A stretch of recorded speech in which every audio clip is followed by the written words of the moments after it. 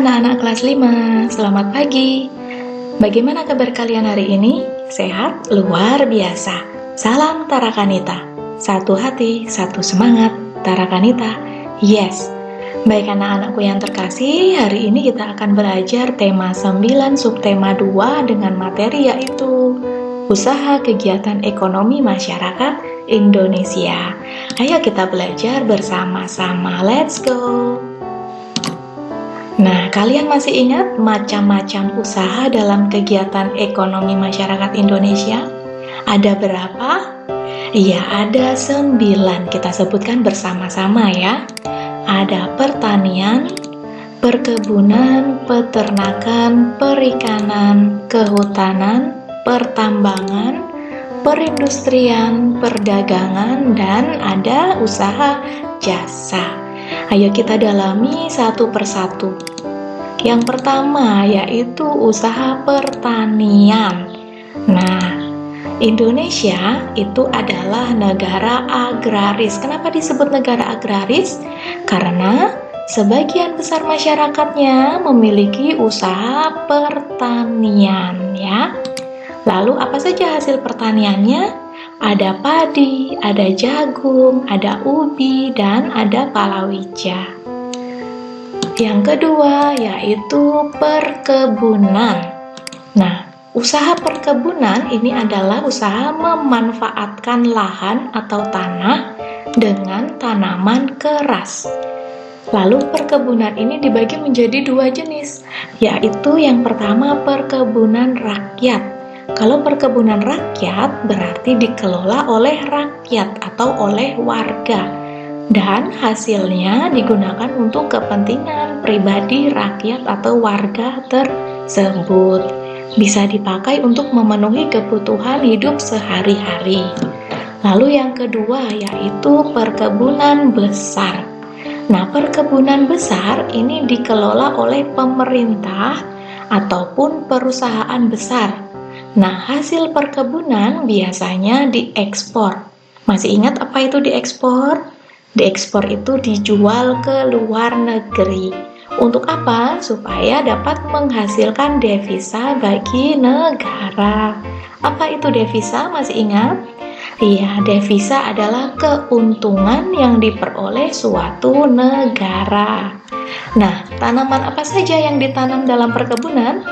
Ada tanaman karet, kopi, tebu, ada kelapa sawit, dan masih ada beberapa tanaman lainnya. Lanjut yang ketiga yaitu peternakan.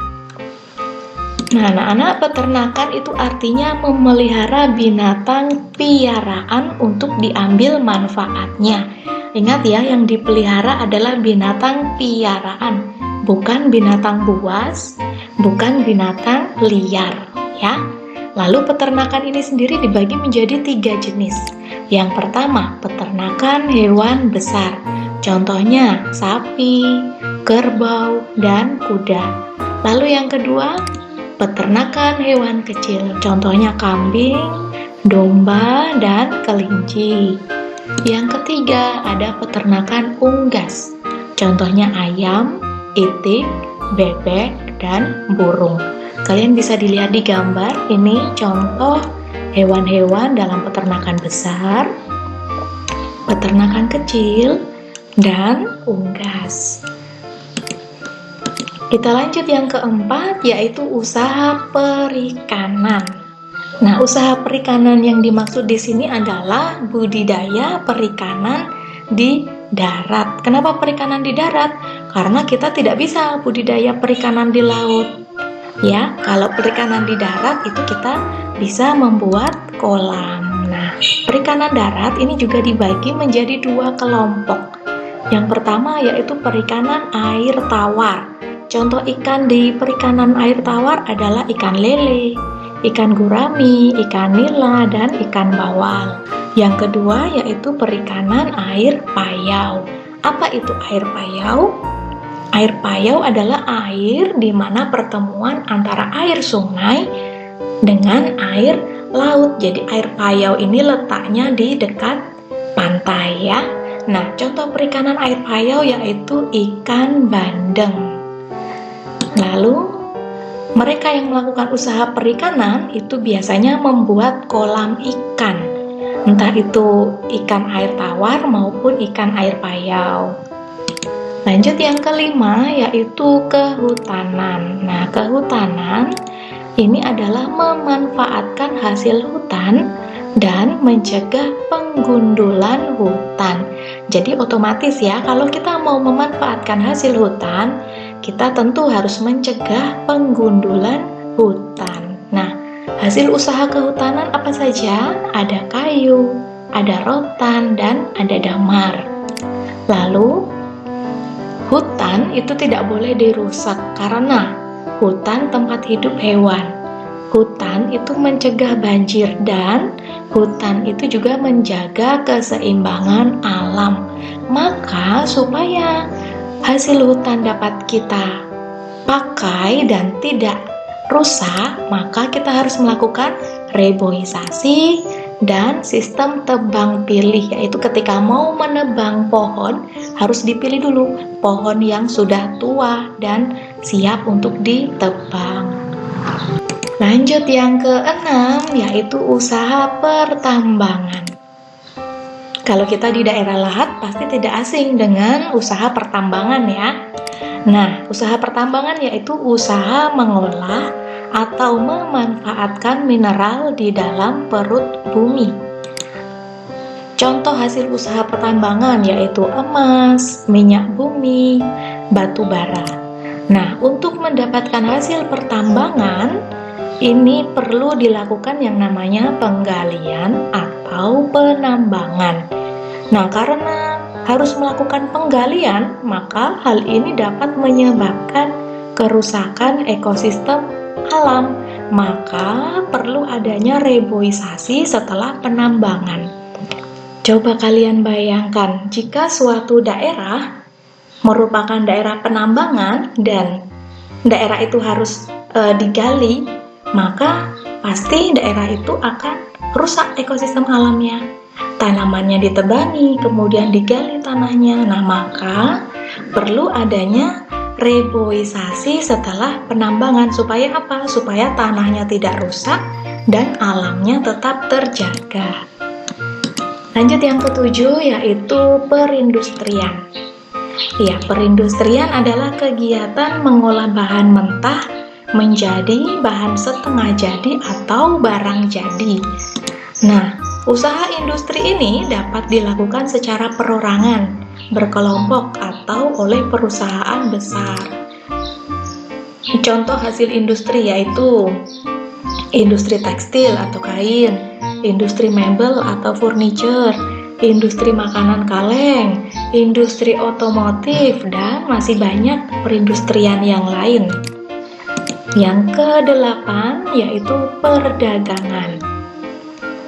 Nah, perdagangan yaitu kegiatan menyalurkan barang dan jasa dari produsen, masih ingat apa itu produsen? Kepada konsumen. Masih ingat ya, produsen dan konsumen ini pernah kita pelajari. Nah, barang-barang yang diperdagangkan merupakan hasil pertanian, perkebunan, peternakan, perikanan, hutan, dan barang industri. Jadi barang-barang yang sudah dihasilkan oleh orang-orang yang melakukan usaha-usaha itu tadi akan alurkan dari produsen kepada konsumen melalui kegiatan ekspor dan impor.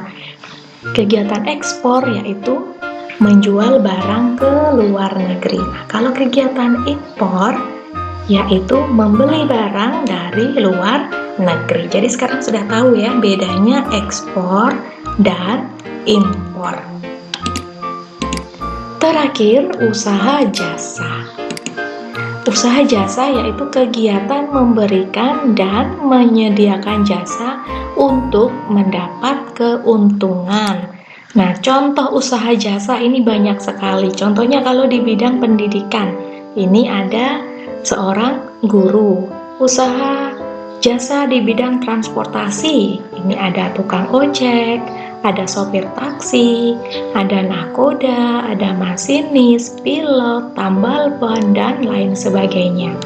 Usaha di bidang pariwisata, usaha jasa, yaitu contohnya pemandu wisata, travel agent, dan masih banyak contoh usaha jasa lainnya.